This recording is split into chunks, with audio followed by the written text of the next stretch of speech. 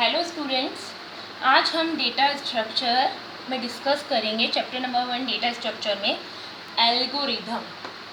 अब एल्गोरिदम क्या होता है? सबसे पहले अगर हमको कोई भी प्रोग्राम अगर किसी भी प्रोग्रामिंग लैंग्वेज में बनाना है तो उसकी पहले एल्गोरिदम लिखी जाती है। एल्गोरिदम क्यों लिखी जाती है? ताकि उससे प्रोग्राम बनाना आसान हो जाए। तो algorithm is a set of sequential steps written in language to solve a problem. Sequential का मतलब क्या है? अगर आपको कोई प्रोग्राम दिया गया है तो आप उसको एक सीक्वेंस में लिखेंगे। तो सीक्वेंस में लिखना किसी भी प्रोग्राम को, और सीक्वेंस में लिखना और किस में लिखना? लैंग्वेज में। लैंग्वेज कैसे? ह्यूमन अंडरस्टैंडेबल लैंग्वेज, जो कि हम ह्यूमन बीइंग समझ सकें। हम ह्यूमन बीइंग इंग्लिश लैंग्वेज समझते हैं, तो अगर हम कोई भी प्रोग्राम को स्टेप बाय स्टेप लिखते हैं ह्यूमन अंडरस्टैंडेबल लैंग्वेज में किसी भी प्रॉब्लम को सॉल्व करने के लिए, that is called algorithm. Algorithm का मतलब ही यही है कि अगर आप किसी भी प्रोग्राम को बनाते हैं तो उसको बनाने से पहले उसकी एल्गोरिदम लिखी जाती है। एल्गोरिदम हमेशा ऐसी लैंग्वेज में लिखी जाती है, सिंपल लैंग्वेज में लिखी जाती है, ताकि ह्यूमन बीइंग्स आराम से समझ सकें कि प्रोग्राम किस चीज़ के लिए है। और हमेशा एल्गोरिदम सीक्वेंस में लिखी जाएगी। जैसे कि अगर मान लो आपको कह दिया जाए कि आपको 2 नंबर को मल्टीप्लाई करना है, तो आप 2 नंबर को मल्टीप्लाई डायरेक्ट नहीं करेंगे, आप पहले 2 नंबर लाएंगे जब भी तो उनको मल्टीप्लाई करेंगे। तो यही चीज़ यहाँ है कि हमको सीक्वेंस में चलना है कि पहले हम 2 नंबर लेंगे, उनमें डिजिट्स डालेंगे और फिर ही उनको मल्टीप्लाई करवाएंगे। यूँ तो है नहीं कि पहले मल्टीप्लाई करवा दिया फिर नंबर ले लिए, नहीं।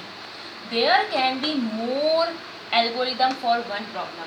अब कोई भी प्रोग्राम हो उसकी एल्गोरिदम अलग अलग तरीके से लिखी जा सकती है। तो इसका मतलब यही है कि अगर कोई भी प्रॉब्लम है तो उसके सल्यूशन अलग अलग हो सकते हैं, उसकी एल्गोरिदम्स अलग अलग हो सकती हैं। अब यहाँ पर मैंने आपको एक एग्जांपल दिया है, ये प्रोग्राम है और ये एल्गोरिदम है। पहले हम एल्गोरिदम पे चलते हैं।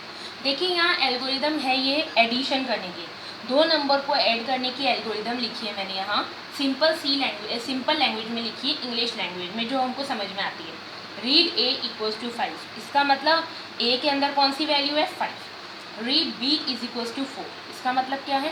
बी में 4 स्टोर है। C is equals to A plus B, इसका मतलब सी के अंदर ए प्लस बी होकर सी में जाएगा। रीड सी, फिर सी को रीड करें और फिर सी को प्रिंट करवा दें। तो ये हमको अच्छी तरह से समझ में आ रहा है, और ये हमने हमारी जो ह्यूमन अंडरस्टैंडेबल लैंग्वेज है उसी में ही लिखी है। अब इसके प्रोग्राम पे आते हैं। इसका प्रोग्राम है, देखिए यहाँ पर हमने इसका डेटा टाइप डिक्लेयर कर दिया।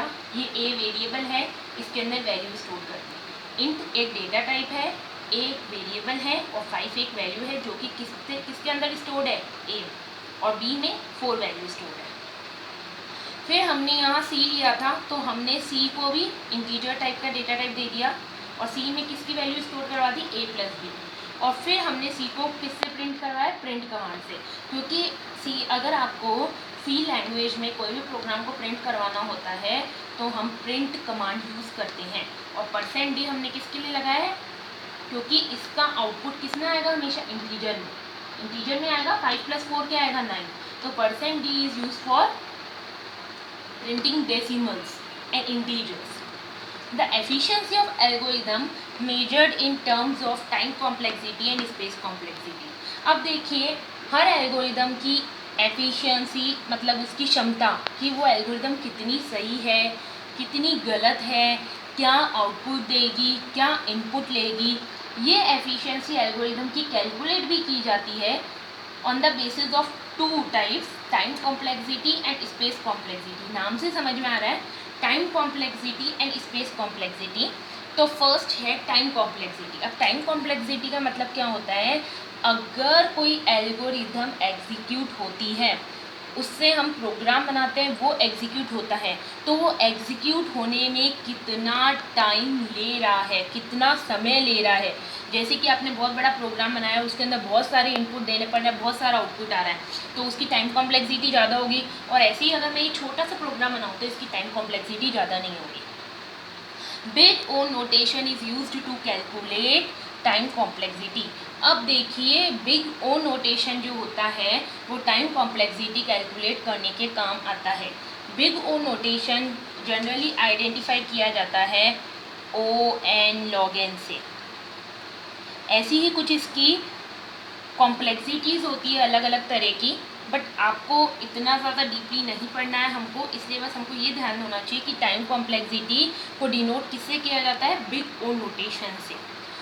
दूसरा आता है स्पेस कॉम्प्लेक्सिटी। स्पेस कॉम्प्लेक्सिटी का मतलब, स्पेस का मतलब जगह।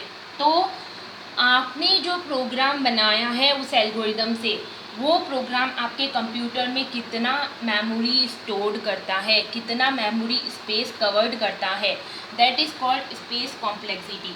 अगर अभी जैसे मैंने बताया, अगर आपका प्रोग्राम छोटा होगा तो वो स्पेस कम लेगा, और अगर आपका प्रोग्राम ज़्यादा लेंथी होगा, ज़्यादा बड़ा होगा, उसके अंदर ज़्यादा इनपुट होगा, ज़्यादा आउटपुट आएगा, तो उसकी स्पेस कॉम्प्लेक्सिटी ज़्यादा है। ये अब स्पेस कॉम्प्लेक्सिटी भी दो तरह की होती है, fixed and variable. Fixed and variable. Fixed and variable, fixed का मतलब क्या है कि जो डेटा टाइप आपने डिक्लेयर करें या जो वेरिएबल डिक्लेयर करें, जैसे कि मैंने यहाँ दो वेरिएबल डिक्लेयर करें A और B, है ना, तो ये A और B की वैल्यू अंदर तो वैल्यू है ही, तो रहेगी, तो इसकी स्पेस तो सेम है। क्यों?